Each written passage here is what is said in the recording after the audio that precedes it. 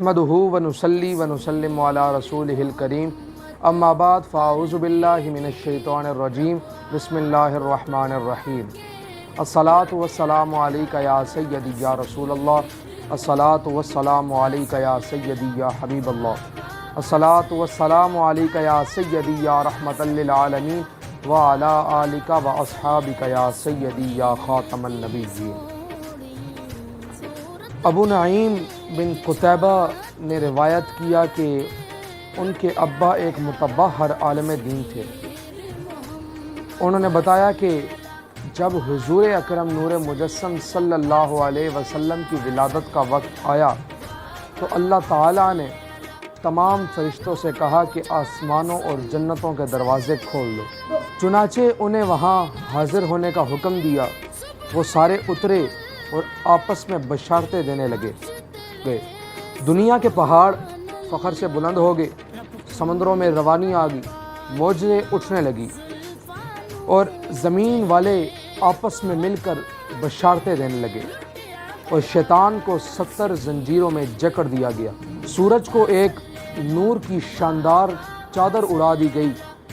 آسمانوں پر اللہ رب العزت نے 70,000 حوریں کھڑی کروا دی گئیں جو آپ صلی اللہ علیہ وسلم کی ولادت کا انتظار کر رہی تھی۔ نبی اکرم نور مجسم صلی اللہ علیہ وسلم کے اعزاز میں دنیا بھر کی خواتین کو یہ خبر سنا دی گئی کہ وہ اس سال بچہ ہی جنیں گی۔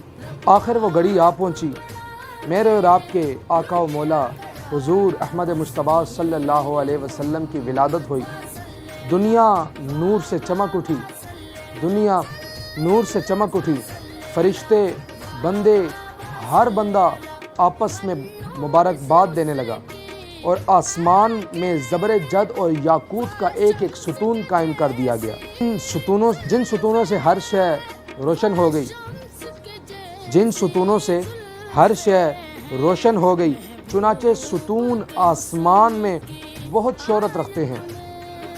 جن ستونوں کو حضور اکرم صلی اللہ علیہ وسلم نے معراج کی شب ملاحظہ فرمایا، آپ کو بتایا گیا کہ آپ کی ولادت کی خوشی میں اللہ رب العزت نے یہ نصب کیا گیا تھا، یہ ستون نصب کیا گیا تھا۔